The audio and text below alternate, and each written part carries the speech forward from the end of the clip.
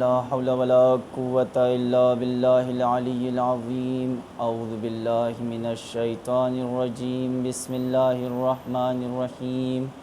الحمد لله رب العالمين. الصلاة والسلام وتحية والإكرام على النبي الأمي القرشي المكي المدني الهاشمي الرسول المسدد والمحمود العمجد مولانا ومولى الثقلين وجد الحسن والحسين أبي القاسم المحمد صلى الله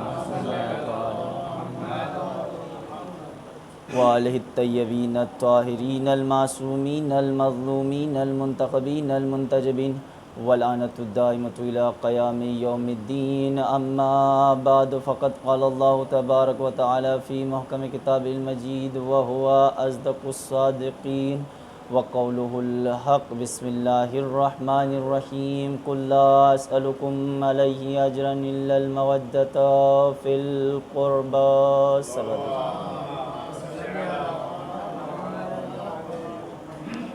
محترم سامعین، عزیزان مظلوم کربلا،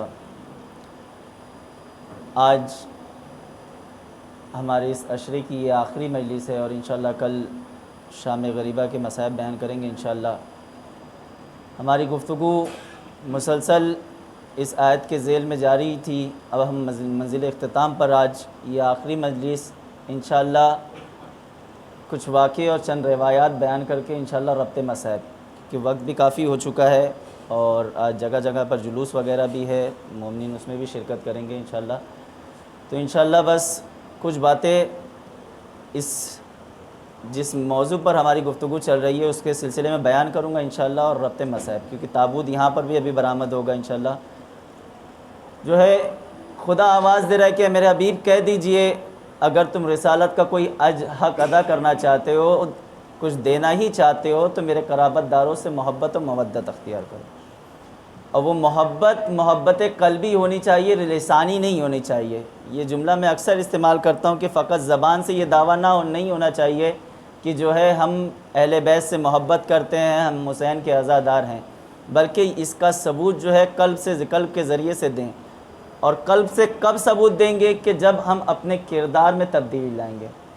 فقط لباس نہیں تبدیل کریں گے بلکہ اپنے کردار کو بھی تبدیل کریں گے، اور اپنے کردار کو اس طرح سے ڈھالیں گے کہ جس طرح سے ایک حسین کے عزادار کو ہونا چاہیے.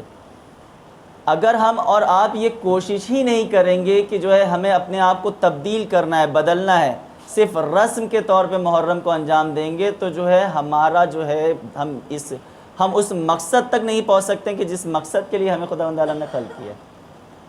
اگر ہم یہ کوشش نہ کریں کہ اپنے آپ کو تبدیل کرنا ہے، ہم فقط آئیں مجلسوں میں شریک ہوں اور ذاکر اور عالم کے بیان کو سنیں اور پھر جو ہے دوبارہ لوٹ جائیں، اور اسی طرح سے سلسلہ جاری رہے گا، تو صرف ہمارے لیے محرم اور یہ عزاداری جو ایک رسم رہ جائے گی، فقط ایک رسم بن کے رہ جائے گی. کہ جس طرح سے ہم فقط جو ہے یہ ہوگا، عام ہوگا کہ بس لباس تبدیل کرنا ہے، سیاہ لباس پہن لینا ہے اور جو ہے محرم امام کا غم منانا ہے. انشاءاللہ بھی بیان کروں گا کہ جو ہے امام کے غم میں جو ہے امام کی مصیبت پر آنسو بہانے کی کتنی فضیلت ہے، اس سلسلے میں انشاءاللہ بیان کروں گا. لیکن کب؟ جب آپ جو ہے ایک حقیقی حسین کے چاہنے والے ہوں، یعنی آپ کا کردار جو ہے تبدیل ہو، فقط لباس تبدیل نہیں ہونا چاہیے. ہماری گفتگو جو ہے نماز کے سلسلے میں تھی. لوگ یہ کہتے ہیں کہ عالم کے پاس یا مولانا کے پاس جاتے ہیں کہ کوئی جو ہے نسخہ بتا دیجئے یا کوئی عمل بتا دیجئے کہ میں فلاں پریشانی میں ہوں، فلاں جو ہے. ہر چیز کا حل آپ کو نماز سے مل جائے گا، ہر چیز کا حل آپ کو نماز میں ملے گا. ایک شخص کہتا ہے کہ میں تہران سے آیا تھا اور جو ہے ایک عالم دین آیت اللہ نخند اصفہانی ان کی تلاش میں، کہ لوگوں سے سنا تھا کہ جو ہے وہ جو ہے ان کے پاس ہر مشکل کا حل ہے، وہ ہر مشکل کا حل جو ہے بآسانی بتا دیتے ہیں. کہ ہر چیز کا حل جو ہے نماز میں ہے. آپ جو ہے کتنا ہم چاہتے ہیں کہ جو ہے کوئی عالم یا تعویذ لکھ کر دے دے یا جو ہے کچھ عمل بتا دے کہ جو ہے ہم جو ہے 40 دن 30 دن یہ عمل انجام دے دیں، ہماری فلاں مشکل حل ہو جائے، ہماری یہ مشکل حل ہو جائے. وہ تلاش کرتے کرتے بہت ڈھونڈتے ڈھونڈتے وہ کہتا ہے کہ میں اس عالم دین کے، اس آیت اللہ کے جو ہے گاؤں میں پہنچا، اور پھر جو ہے لوگوں سے پوچھتے ہوئے جو ہے میں ان کے گھر پہ پہنچا. میں نے دیکھا کہ وہ عالم دین جو ہے اپنے باغ میں ایک سادہ سے لباس پہنے ہوئے موجود ہیں، آیت اللہ نقند اصفہانی بیٹھے ہوئے ہیں۔ میں ان کے قریب گیا، سلام کیا، اور اس کے بعد میں نے کہا کہ آغا میں بہت پریشان ہوں، بہت مشکل میں ہوں، مجھے حل جاننا ہے۔ کہا کیا مشکل ہے؟ کہا مجھے جو ہے کاروبار کرنا ہے، بزنس کرنا ہے، یا جو میں تجارت کرنا چاہتا ہوں یا کچھ کام کرنا چاہتا ہوں، مگر مجھے کام نہیں مل رہا ہے، اور ایسا کام چاہتا ہوں کہ جو ہے باعزت کام ہو، کہ جس میں جو ہے عزت باقی رہے، ایسا کام کی تلاش میں ہوں۔ آیت اللہ نے جواب دیا کہ تو اول وقت جو ہے نماز کو ادا کیا کر۔ کچھ نہیں کہا، کوئی عمل بتا دیں، اس نے کہا کوئی عمل بتائیں، کچھ نسخہ بتائیں کہ جس کے ذریعے سے میں اس کو انجام دوں، تاکہ جو ہے مجھے میری روزگار ہو جائے، میں کام پہ لگ جاؤں، جاب پہ لگ جاؤں۔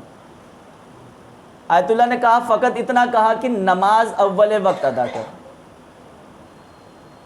پھر اس نے کہا کہ چاہتا ہوں کہ میری شادی ہو جائے، کسی اچھے گھر میں جو ہے میری شادی ہو جائے، بہت پریشان ہوں، بہت تلاش کیا مگر کوئی مل نہیں رہا ہے، میں چاہتا ہوں کہ میری شادی ہو جائے اچھے گھر میں۔ پھر آیت اللہ نے یہی جواب دیا کہ جو ہے نماز اول وقت پڑھ۔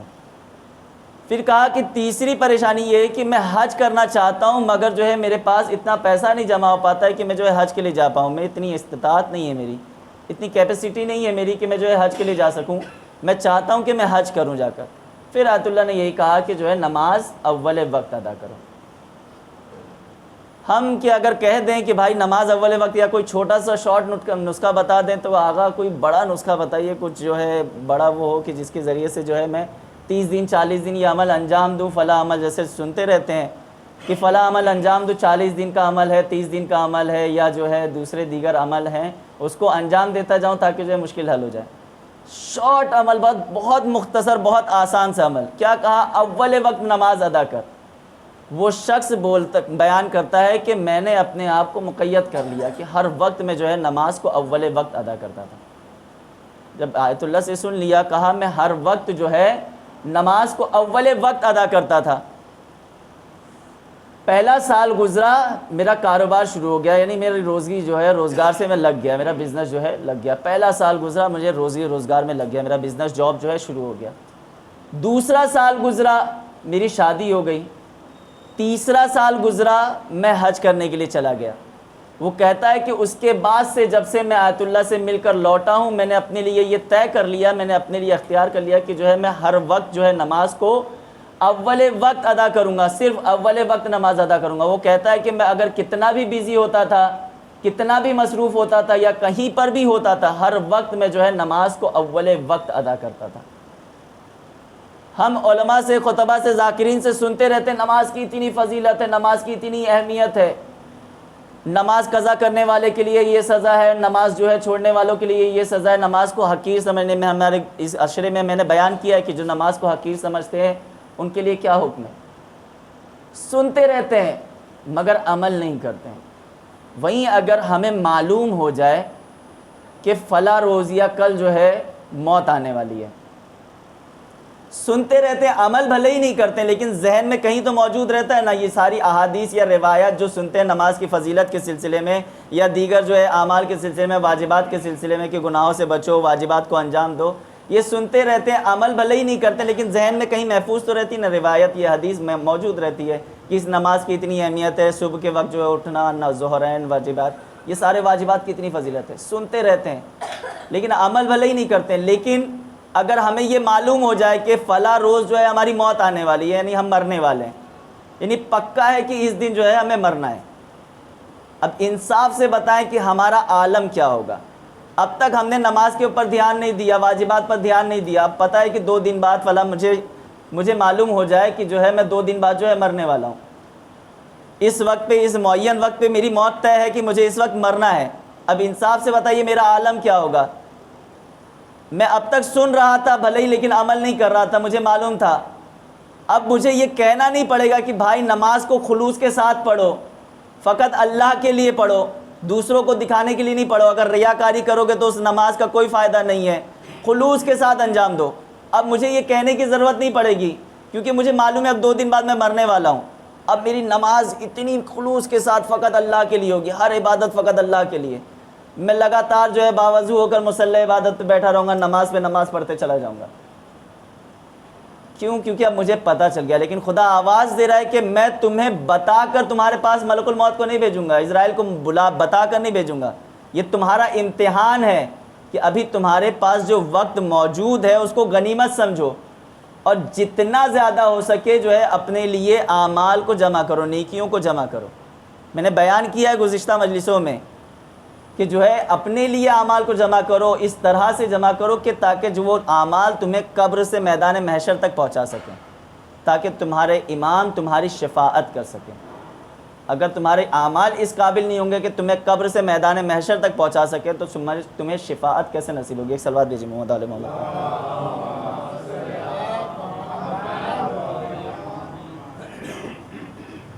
ایک اور صلوات بھیجیے محمد علیہ محمد پر۔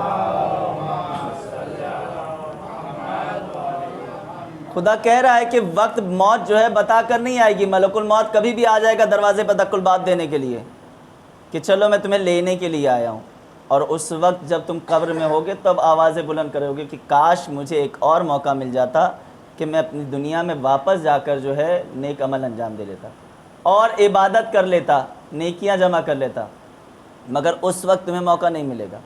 ابھی وقت ہے، غنیمت سمجھو اور اسے انجام دو۔ آج شب عاشور ہے، کل روز عاشور۔ ایک واقعہ اہمیت زیارت عاشورہ کے سلسلے میں بیان کروں کہ روز عاشورہ جو ہے زیارت عاشورہ پڑھنے کے بہت زیادہ فائدے ہیں، بہت فضیلت ہے روایت میں بھی۔ فقط جو ہے روز عاشورہ ہی نہیں بلکہ جو ہے روزانہ زیارت عاشورہ کی تاکید کی گئی ہے کہ روزانہ جو ہے زیارت عاشورہ پڑھا کرو۔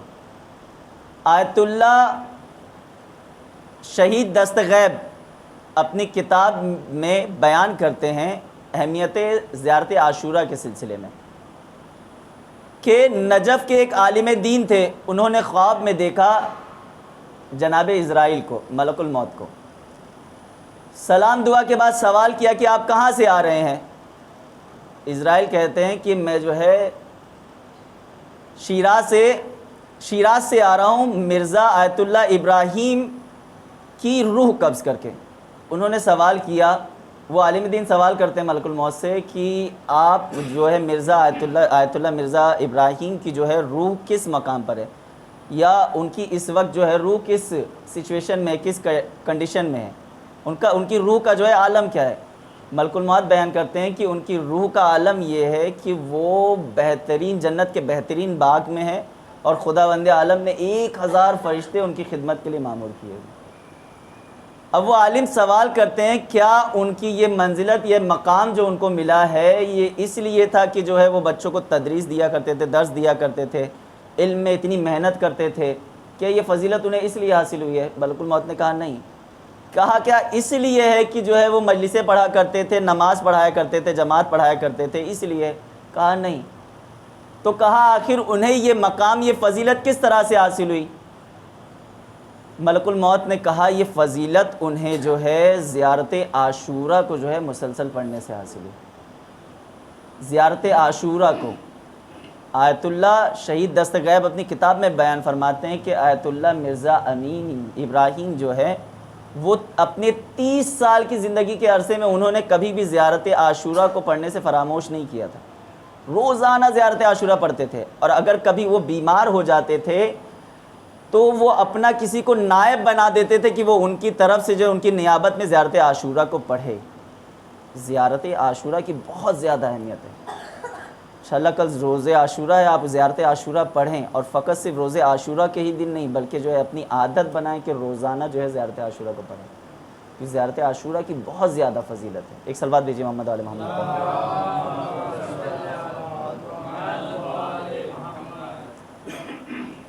امام محمد باقر علیہ السلام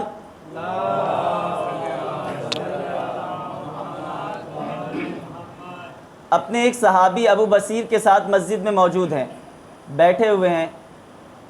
امام نے کہا اے ابو بصیر، یہ جو لوگ مسجد میں بیٹھے ہیں، مسجد میں جو ہے لوگوں کی آمد و رفت چالو ہے، جاری ہے، آ رہے جا رہے ہیں۔ کل میں نے بیان کیا تھا کہ جو ہے اپنے وقت کے امام کو یہ دیکھنے کے لیے جو ہے بصیرت کی ضرورت ہے، خلوص ایمان کی ضرورت ہے، خالص ایمان کی۔ بیٹھے ہیں، کہا ابو بصیر یہ جو لوگ آ رہے ہیں ان سے سوال کرو کہ انہوں نے مجھے یعنی محمد باقر کو دیکھا ہے یا نہیں۔ امام وہیں بیٹھے ہیں مسجد میں۔ ابو بصیر اٹھے، لوگوں سے سوال کرنا شروع کیا، کیا تم نے جو ہے امام محمد باقر کو دیکھا ہے؟ ہر کوئی کہہ رہا ہے کہ نہیں، ہم نے نہیں دیکھا۔ امام وہیں موجود ہے، وہ لوگوں سے سوال کرتے جا رہے ہیں، ہر کوئی کہہ رہا ہے کہ نہیں ہم نے نہیں دیکھا، سب کے سامنے موجود ہے، ہر کوئی نہیں ہم نے نہیں دیکھا۔ اسی وقت ابو ہارون جو ہے تشریف لائے مسجد میں، جو نابینا تھے۔ امام نے کہا ہے ابو بصیر اس سے سوال کرو۔ اب ابو بصیر آگے بڑھے، دیکھا یہ تو نابینا ہے، اس سے کیا پوچھ کے فائدہ ہے، یہ تو نابینا ہے، یہ تو ایسے ہی نہیں دیکھ سکتا۔ تو جب دیکھنے جن کے پاس آنکھوں کی روشنی موجود ہے، وہ امام کی موجودگی میں امام کو دیکھ نہیں پا رہے ہیں، یہ تو نابینا ہے، آخر یہ کیسے دیکھے گا امام کو۔ اب ابو بصیر، امام نے کہا تھا تو ابو بصیر گویا جو ہے ابو ہارون کے پاس گئے، قریب گئے، کہا اے ابو ہارون کیا تم نے محمد باقر کو دیکھا ہے؟ انہوں نے کہا ہاں ابو بصیر میں نے امام کو دیکھا۔ کہا یہ تو یہیں پہ سامنے موجود ہے، سامنے بیٹھے ہوئے ہیں۔ اب وہ حیران ہوئے ابو بصیر، کہا تم نے امام کو کیسے دیکھا؟ آخر تم تو نابینا ہو، تم تو کچھ دیکھ نہیں سکتے ہو، تم نے امام کو کیسے دیکھا؟ ابو ہارون کہتے ہیں اے ابو بصیر امام کو دیکھنے کے لیے مجھے آنکھوں کی روشنی کی ضرورت نہیں ہے، بلکہ میں نے امام کو اپنی بصیرت کی آنکھوں سے دیکھا، بصیرت قلب سے دیکھا۔ یعنی ہمارے امام موجود ہیں ہمارے سامنے، مگر ہم دیکھ نہیں پا رہے ہیں کیونکہ ہماری آنکھوں پر جو ہے گناہوں کا پردہ پڑا ہوا ہے۔ ہماری آنکھوں کی تو روشنی ہے مگر ہمارے دل میں ایمان کی روشنی نہیں ہے۔ میں نے بیان کیا تھا کہ امام صادق علیہ السلام نے بیان کیا، امام صادق علیہ السلام کا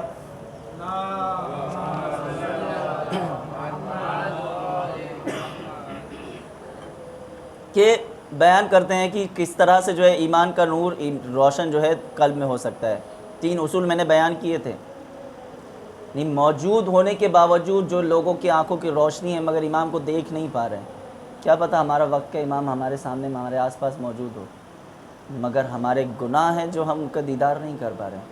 ہم دعا کرتے ہیں ہر وقت نماز میں کہ مولا ظہور کریں، دل چاہتا ہے آپ کا دیدار کریں، مگر ہم اپنے کردار کو، اپنے اعمال کو اس طرح سے نہیں بنا رہے ہیں کہ جو ہے ہم امام سے ملاقات کر سکیں، یہ امام کا دیدار کر سکیں۔ واقعہ بیان کروں کہ جب امام کے چاہنے والا سچا چاہنے والا ہوتا ہے تو امام کس طرح سے ان کی حفاظت کرتے ہیں اور کس طرح سے جو ہے ان کی مدد کرتے ہیں۔ راوی بیان کرتا ہے کہ ہارون رشید کو کسی نے ایک بہترین قیمتی لباس جو ہے تحفے کے طور پر بھیجا، جو بہت ہی قیمتی، بہت ہی مہنگا لباس تھا، جس پہ بہترین جو ہے نقاشی کی گئی تھی، بہت سارے جو ہے اس پہ سونے چاندی کی جو ہے کام کیا گیا تھا، ورک کیا گیا تھا۔ وہ لباس کسی نے ہارون رشید کے پاس جو ہے تحفے کے طور پر بھیجا، اور وہی لباس جو ہے ہارون نے علی ابن یقطین کے جو ان کے وزیر تھے اور امام کے چاہنے والے تھے مگر یہ اسے معلوم نہیں تھا، وہی اپنے وزیر علی ابن یقطین کے حوالے انہوں نے وہ لباس انہیں تحفے میں دے دیا۔ اور وہ تحفہ ملنے کے بعد وہ علی ابن یقطین نے وہ لباس، وہ قیمتی لباس، اس لباس کی شان یہ تھی، اتنا خوبصورت اور اتنا مہنگا لباس کہ جو ہے بظاہر وہ جو ہے ایک بادشاہ کو ہی زیب دیتا ہے، ایسا لباس۔ علی ابن یقطین نے وہ لباس اور کچھ رقم جو ہے ایک خط کے ساتھ امام موسیٰ کاظم علیہ السلام کے پاس بھیجا۔ صلوات بھیجیے محمد علی محمد پر۔ امام کی خدمت میں روانہ کر دیا، امام کو ہدیہ کیا۔ امام کے پاس جب وہ تحفہ اور وہ ساری چیزیں پہنچی، امام نے سارے ہدیے کو جو ہے قبول کیا اور اس لباس کو جو ہے واپس لوٹا دیا۔ وہ جو قیمتی لباس تھا اس لباس کو واپس لوٹا دیا، واپس بھیج دیا دوبارہ، اور ایک خط میں، ایک قاصد کے ساتھ خط بھی بھیجا، اس میں لکھا تھا کہ اس لباس کو جو ہے تم اپنے پاس سنبھال کر رکھو، تمہیں آگے جو ہے اس کی ضرورت پڑے گی۔ اور لباس لوٹ گیا، آ گیا۔ جب ہارون وہ پڑھا، جو علی ابن یقطین نے خط پڑھا اور وہ لباس کو سنبھال کے انہوں نے رکھ دیا۔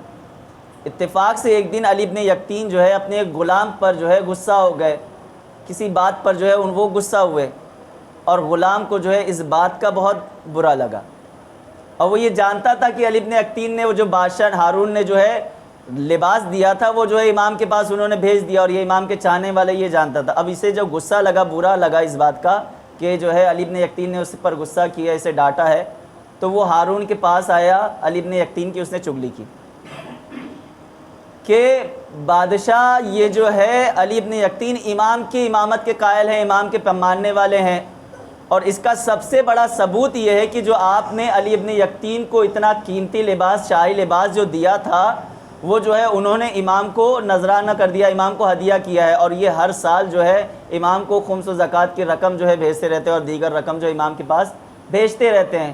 اب یہ سن کر ہارون رشید کو بہت غصہ آیا اور اس غلام سے کہتا ہے کہ اگر تیری بات جو ہے جھوٹی ثابت ہوئی، غلط ثابت ہوئی تو میں تجھے قتل کرا دوں گا۔ وہ غلام کہتا ہے کہ بالکل، اگر میں غلط ثابت ہوا تو آپ مجھے قتل کروا دینا، مجھے منظور ہے، آپ مجھے قتل کروا دینا۔ اب جو ہے علی بن یقطین کو جو ہے بلایا گیا، کہا ہارون نے کہا کہ وہ جو لباس، جو شاہی لباس تھا، وہ قیمتی لباس تھا، جو ہے بظاہر اس کا نام جو ہے لباس کا دراعہ لکھا ہوا ہے، وہ لباس جو تھا، کہا ہارون نے کہا کہ اے علی بن یقطین، وہ لباس میں نے آپ کو غلطی سے دے دیا تھا، وہ لباس کی مجھے ضرورت ہے، وہ مجھے لا کر دے دو، وہ لباس کہاں پر ہے؟ علی بن یقطین نے کہا کہ حضور وہ لباس جو ہے میرے گھر میں فلاں الماری میں فلاں صندوق کے اندر میں نے بہت سنبھال کے رکھا ہے، اور بطور تبرک میں جو ہے روزانہ اس کا بوسہ لیتا ہوں۔ علی بن یقطین سے کہا کہ جو ہے جلدی سے اس لباس کو بلوا لو، منگوا لو۔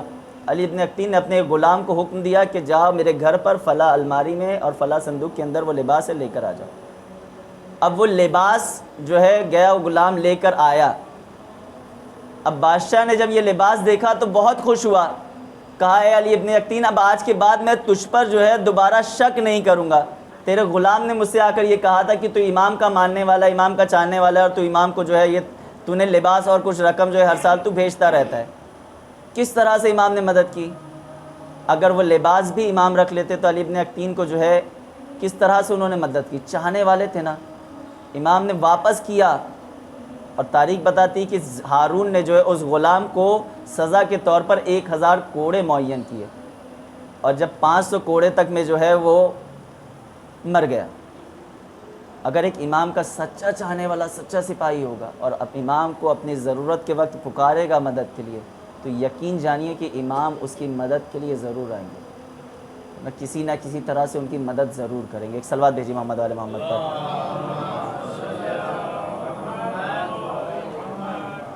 مگر فقط شک ہے، شرط ہے کہ جو ہے آپ کی محبت قلبی ہونا چاہیے، خالص ہونا چاہیے، فقط آپ کی محبت جو ہے امام کے لیے ہونی چاہیے۔ ہم اور آپ امام پر آنسو بہاتے ہیں، مظلوم کربلا پر آنسو بہاتے ہیں، گریہ کرتے ہیں، اس کی بہت فضیلت ہے، بہت اہمیت ہے۔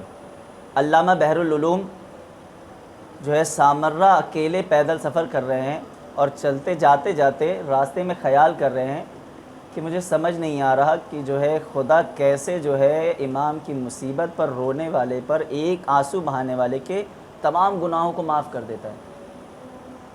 اور زائروں کی اتنی فضیلت ہے کہ ہر قدم پر جو ہے ایک زائر کو جو ہے حج کا ثواب، عمرے کا ثواب عطا کرتا ہے۔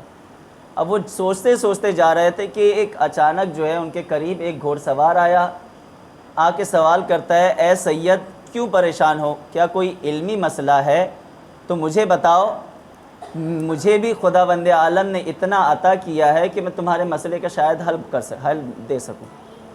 علامہ بحر العلوم فرماتے ہیں کہ میں اس بارے میں سوچ رہا ہوں کہ میں نے روایت پڑھی کہ جب امام کی مظلوم کربلا کی مصیبت پر کوئی آنسو بہاتا ہے، گریہ کرتا ہے، تو خداوند عالم اس کے سارے گناہوں کو معاف کر دیتا ہے۔ ایک قطرہ آنسو بہاتا ہے، اس کے سارے گناہوں کو معاف کر دیتا ہے۔ یا جو امام کی زیارت کے لیے زائر جاتا ہے، اس کے ہر قدم پر خداوند عالم اسے جو ہے اتنا اجر دیتا ہے کہ ایک قدم پر جو ہے اسے حج کا، عمرے کا ثواب عطا کرتا ہے۔ تو میں اسی مسئلے میں سوچ رہا ہوں کہ آخر یہ کیسے ممکن ہے؟ تو وہ آیا ہوا گھوڑ سوار کہتا ہے، عرب کہتا ہے کہ اے بحر العلوم، اے سید میں آپ کو ایک واقعہ سناتا ہوں، شاید اس واقعے کے ذریعے سے جو ہے آپ کو پتہ چل جائے کہ جو ہے اس کی فضیلت اتنی کیوں ہے۔ اب وہ عرب بیان کرتا ہے کہ اے سید سنو، ایک بادشاہ تھا کہ جو شکاری کے لیے، شکار کرنے کے لیے جنگل میں گیا تھا، اور وہ شکار کے پیچھے پیچھے جو ہے اتنا اندر چلا گیا کہ وہ راستہ بھٹک گیا۔ اب اسے باہر جانے کے لیے، واپس لوٹنے کے لیے راستہ نظر نہیں آ رہا تھا، اور اس کی بھوک اور پیاس کا یہ عالم تھا کہ اس کو اپنی موت جو ہے سامنے نظر آ رہی تھی، اسے اس کی خود کی موت جو ہے سامنے نظر آ رہی تھی۔ اب وہ بہت تلاش کر رہا ہے، پریشان ہے، بے چین ہے۔ اسے جو ہے بہت دور جو ہے ایک جھوپڑی نظر آئی، ایک خیمہ نظر آیا، اسے کچھ تسلی ہوئی، اور وہ جو ہے اس جھوپڑے تک گیا۔ اس جھوپڑی میں پہنچا تو اس نے دیکھا کہ ایک بوڑھی عورت ہے اور اس کے ساتھ ایک اس کا بیٹا ہے۔ جو ہے وہاں پہ وہی دو لوگ جو ہے رہ رہے ہیں۔ اب وہ بادشاہ ادھر گیا اور اس نے کہا کہ میں جو ہے فلاں ایسے ایسے میرے ساتھ حادثہ ہوا ہے اور میں بہت بھوکا ہوں، بہت پیاسا ہوں۔ اس بڑھیا نے جو ہے اسے بکری کا دودھ لا کر دیا، اور وہ دودھ پینے کے بعد کہتا ہے کہ مجھے بہت بھوک لگی ہے۔ اس بڑھیا کے پاس کچھ کھانے کے لیے نہیں تھا، فقط ایک بکری تھی کہ جس کا جو وہی اس کا مکمل کل اثاثہ تھا، یعنی پوری زندگی کا وہی ایک بڑھیا کا سہارا تھا کہ جس کے ذریعے سے جو ہے وہ وقت گزارتی تھی، اس کے دودھ پی کر جو ہے وہ کھاتی تھی اور وہی جو ہے اس پر زندگی گزارتے تھے دونوں۔ اب جب جو ہے مہمان گھر پہ آیا تھا تو بڑھیا نے کیا کیا، وہ ایک بکری جو اس کی تھی اس نے اسے کاٹ دیا، ذبح کیا، اور جو ہے اس کو پکا کر وہ بادشاہ کی خدمت میں اس نے پیش کر دیا۔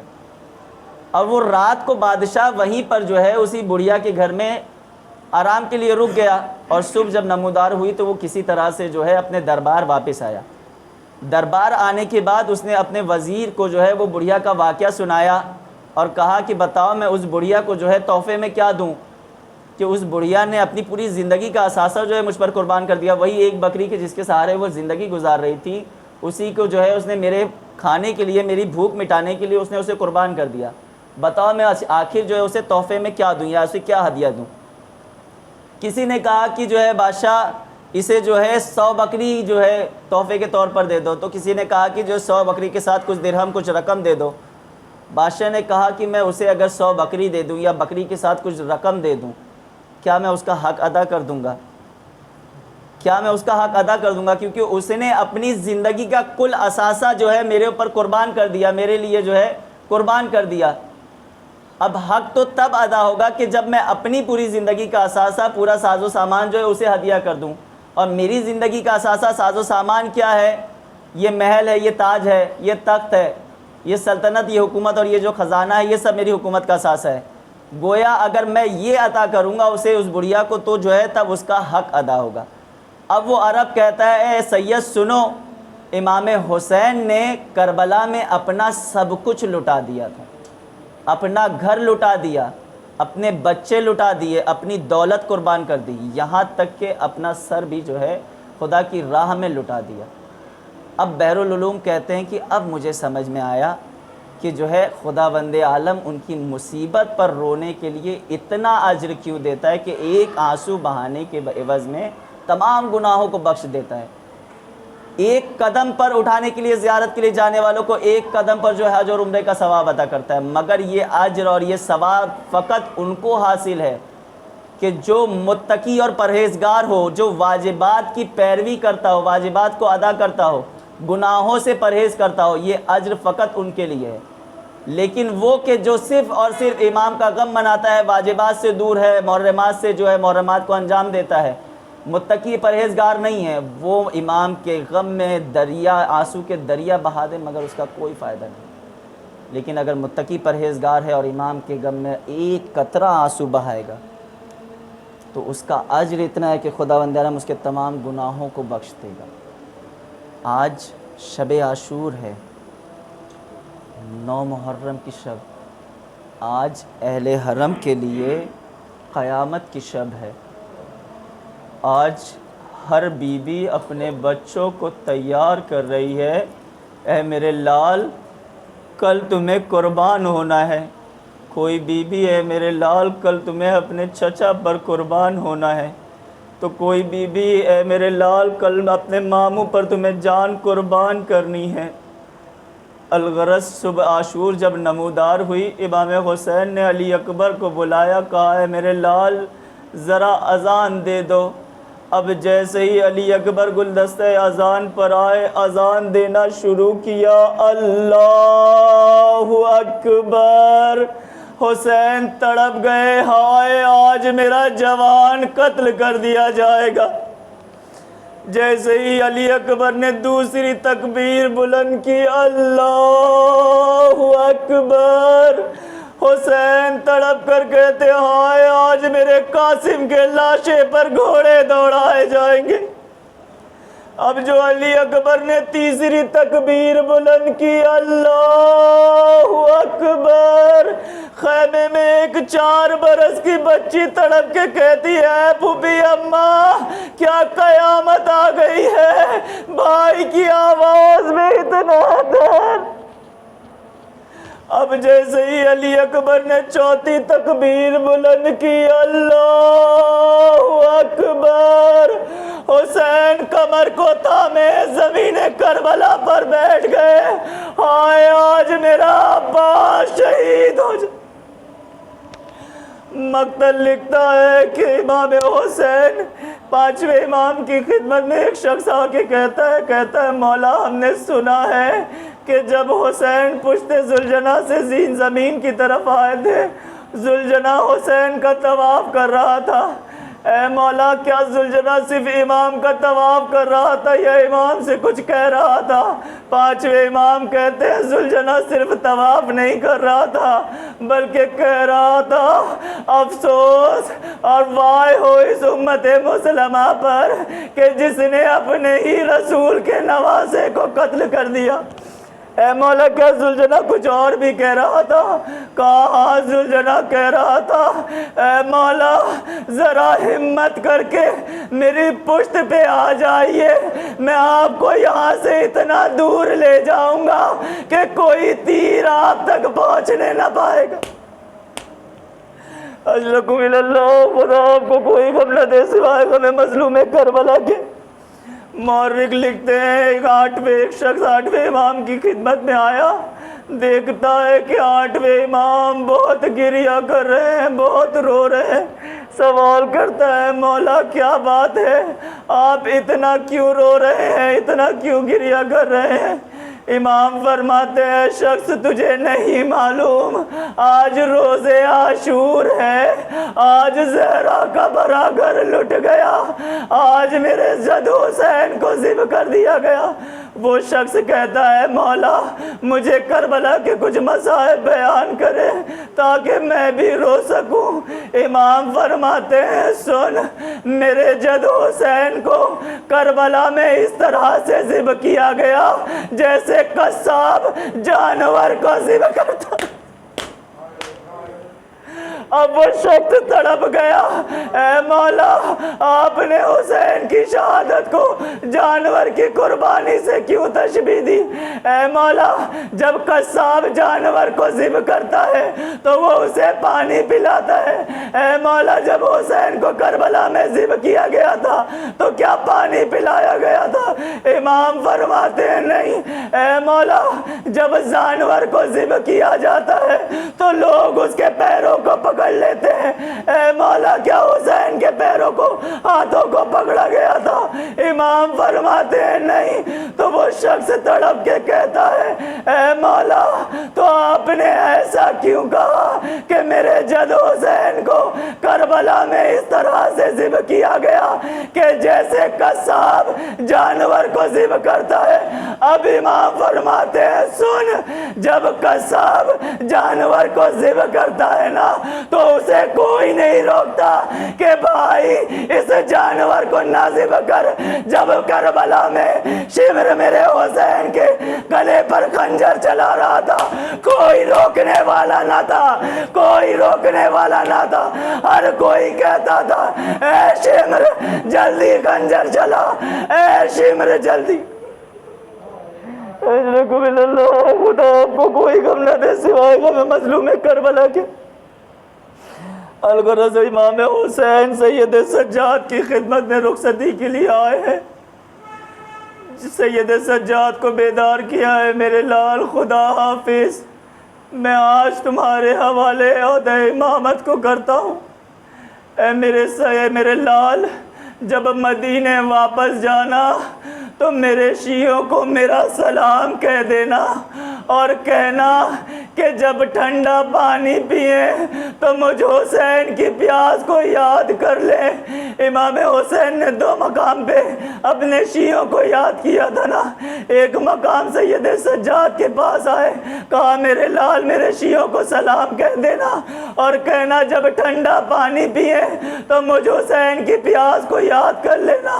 اور ایک مقام وہ تھا کہ جب علی اصغر کے لاشے کو ہاتھوں میں لیے تھے اور امام فرما رہے تھے اے کاش میرے شیعوں تم کربلا میں ہوتے تو دیکھتے تمہارا امام اپنے بچے کے لیے کس طرح پانی اجرکم اللہ سید سجاد سے رخصت ہو کر جناب بیویوں سے رخصت ہونے کے لیے امام خیمے میں آئے، جناب زینب سے رخصت ہوئے، جیسے ہی باہر نکلنا چاہتے ہیں جناب زینب کہتی ہیں بھیا ذرا آہستہ، اے بھیا ذرا آہستہ۔ امام حسین پلٹ کے دیکھتے ہیں بہن زینب کیا بات ہے؟ جناب زینب نے کہا ہے بھیا ذرا گریبان تو کھولیے، ذرا گریبان کھولیے۔ جب امام نے گریبان کو کھولا جناب زینب نے آگے بڑھ کے امام کے گلے کا بوسہ لیا۔ اے بہن کیا بات ہے؟ جناب زینب کہتی ہیں اے بھیا ماں نے مجھ سے کہا تھا جب میرا لال آخری رخصت کے لیے آئے تو میری جانب سے اس کے گلے کا بوسہ لے لینا کہ بعد میں اس کے گلے پر خنجر اجرکم اللہ۔ خدا آپ کو کوئی غم نہ دے سوائے غم مظلوم کربلا کے۔ الغرض حسین خیمے سے باہر آئے، زلجنہ کے قریب پہنچے، دائیں جانب دیکھا، بائیں جانب دیکھا، کوئی نظر نہ آیا، مقتل کا رخ کیا۔ اے میرے شہیدو، حسین میدان میں جا رہا ہے، حسین کو سوار نہ کرو گے؟ ایک بی بی در خیمہ سے آواز دے رہی ہے اے بھیا میں آپ کو سوار کروں گی۔ الغرض جناب زینب نے حسین کو سوار کیا۔ علماء بیان کرتے ہیں کہ زلجنہ پر امام نے کبھی بھی چابک نہیں برسایا تھا کہ زلجنہ امام سے اتنی محبت کرتا تھا۔ جب امام کہتے تھے اے زلجنہ تیز چل، زلجنہ تیز چلنے لگتا تھا، جب کہتے تھے آہستہ چل، آہستہ چلتا تھا، جب کہتے تھے رک جا، زلجنہ رک جاتا تھا۔ زلجنہ نے امام کے حکم کی کبھی بھی نافرمانی نہیں کی۔ جب روز عاشور حسین پشت زلجنہ پر سوار ہوئے، کہا اے زلجنہ چل، اے زلجنہ چل، مگر زلجنہ آگے نہیں بڑھا ہے، آگے نہیں بڑھا ہے۔ ایک مرتبہ حسین نے زلجنہ کو مخاطب کر کے کہا اے میرے حسب باوفا، میں جانتا ہوں تو بھی بہت پیاسا ہے، اے میرے حسب باوفا بس آخری بار حسین کو مقتل پہنچا دے، اس کے بعد زہرا کا لال تجھے زحمت نہ دے گا۔ الغرض حسین زلجنہ نے اپنے سر کو جھکا لیا، زبانی بے زبانی میں کہا اے مولا میں تو آگے بڑھنا چاہتا ہوں، مگر ایک ننھی بچی میرے قدموں سے لپٹی ہوئی کہہ رہی ہے اے میرے بابا کے گھوڑے، میرے بابا کو نہ لے جا، صبح سے جو بھی گیا ہے واپس نہیں آیا۔ اب جو حسین نے دیکھا سکینہ گھوڑے کے قدموں سے لپٹی ہوئی ہے، حسین پشت زلجنہ سے نیچے اترے، کہا اے میری بے بیٹی کیا بات ہے، تم نے تو مجھے رخصت کر دیا تھا نا؟ جناب سکینہ کہتی ہے اے بابا میں آپ کو جانے سے نہ روکوں گی، بس اتنا بتا دیجئے کہ جب سکینہ کو آپ کے سینے کی چاہت ہوگی، آپ کے سینے پہ سونے کی خواہش ہوگی، بس اتنا بتا دیجئے کہ سکینہ کہاں جائے گی۔ ایک مرتبہ حسین تڑپ گئے، کہا اے بیٹی سکینہ آج سے دستور بدل گیا، آج سے علی اصغر میرے سینے پر سوئے گا اور آپ اپنی اماں کے سینے پر سونا۔ جناب سکینہ کہتی ہے بابا ایک آخری بار اپنے سینے پر سلا لیجئے، آخری بار اپنے سینے پر سلا لیجئے۔ مظلوم کربلا کی جلتی ہوئی زمین پر لیٹ گئے۔ جناب سکینہ نے سر رکھا، آنکھوں کو بند کیا، کچھ ہی لمحے میں چونک کر اٹھ گئی۔ اے بابا خدا حافظ، اے بابا خدا حافظ۔ امام کہتے ہیں بیٹی ابھی تو تم سر رکھ کر سوئی تھی، کیا بات ہے؟ جناب سکینہ کہتی ہے اے بابا جیسے ہی میں آپ کے سینے پر سر رکھ کر آنکھوں کو بند کیا دادی فاطمہ آ گئی، اے سکینہ میرے لال کو رخصت کر دو، میرا لال بہت پیاسا۔ اجرکم اللہ، خدا آپ کو کوئی غم نہ دے سوائے غم مظلوم کربلا کے۔ امام جعفر صادق ارشاد فرماتے ہیں کہ جب میرے جد کے مصائب سنا کرو نا تو اس طرح سے رویا کرو کہ جیسے بوڑھی ماں اپنے جوان کے میت پر روتی. اجرکم اللہ. خدا کو کوئی غم نہ دے سوائے غم مظلوم کربلا کے. الغرض حسین مقتل کی طرف بڑھ رہے ہیں، جنگ کرتے جا رہے ہیں اور صدائے بلند کرتے جا رہے ہیں، جنگ لڑتے جا رہے ہیں، کہتے جا رہے ہیں تم نے میرے علی اکبر کو مارا. جنگ لڑتے جا رہے ہیں تم نے میرے قاسم کے لاشے کو پامال کر دیا.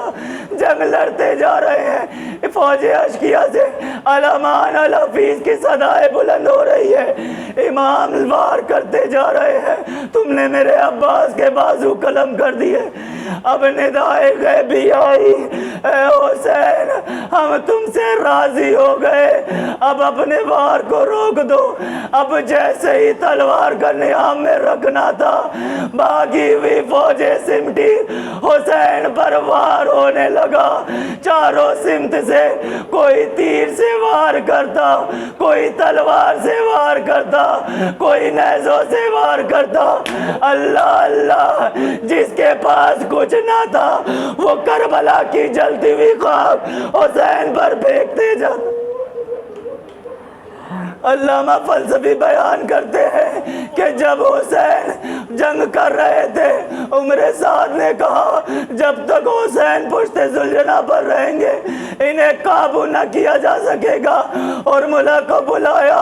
اب جو ارملہ نے 3 بال کا تیر لیا، حسین کا نشانہ لیا، حسین کا نشانہ لیا. جیسے ہی ارملہ کا 3 بال کا تیر لگا حسین پشت ذوالجناح پر ڈگمگانے لگے. علامہ فلسفی بیان کرتے ہیں جب حسین دائیں جانب گر رہے تھے تو کہتے ہیں اللہ واللہ، جب بائیں جانب گر رہے تھے تو کہتے ہیں لا واللہ. لا واللہ کا جملہ اس وقت استعمال کیا جاتا ہے کہ جب آپ کو کوئی کچھ دے اور وہ آپ کو نہیں چاہیے ہوتا ہے تب کہتے ہیں لا واللہ. اور کربلا میں حسین کو آخر کون کیا دے رہا تھا؟ ہر کوئی چاہتا تھا کہ حسین پشت ذوالجناح سے زمین پر آئے. علامہ فلسفی بیان کرتے ہیں ذرا معرفت کی نگاہ سے دیکھو، جب حسین دائیں جانب گر رہے تھے رسول خدا ہاتھوں کو بڑھائے، آ میرے لال میری آگوش میں آ جا. حسین کہتے ہیں لا واللہ. جب بائیں جانب گرنا والے ہوتے حسین کی ماں اپنی باہیں پھیلائے، آ میرے حسین میری آگوش میں آ جا. حسین کہتے ہیں لا واللہ. نہیں نانا یہ میرا امتحان ہے، نہیں اماں یہ میرا امتحان ہے. امام زمانہ زیارت نائیہ میں ارشاد فرماتے ہیں میرا سلام ہو اس امام پر کہ جس کا لاشا تیروں پر معلق تھا. اب حسین جو پشت ذوالجناح سے زمین پر آئے، شمر آگے بڑھا ہے. راوی بیان کرتا ہے کہ جب حسین پشت ذوالجناح سے زمین پر آئے تو ذوالجناح کسی کو بھی آگے آنے نہیں دے رہا تھا، حسین کے قریب نہیں آنے دے رہے تھے.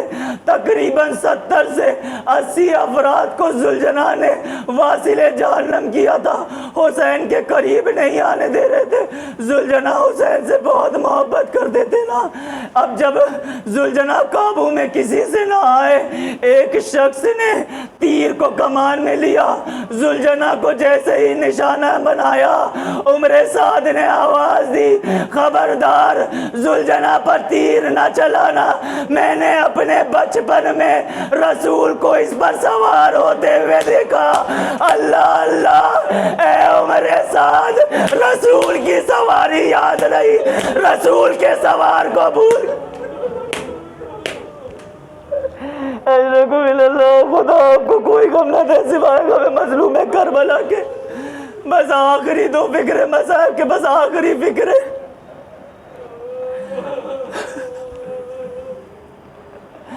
الغرض شمر کند خنجر لیے آگے بڑھا، حسین کے گلا کو کاٹنا چاہتا ہے مگر کاٹ نہیں پا رہا ہے. جب بھی تلوار چلانا چاہتا ہے تلوار چلا نہیں پا رہا ہے. ایک مرتبہ کسی نے کہا ہے شمر کیا بات ہے، آخر تو حسین کے سر کو تن سے جدا کیوں نہیں کرتا؟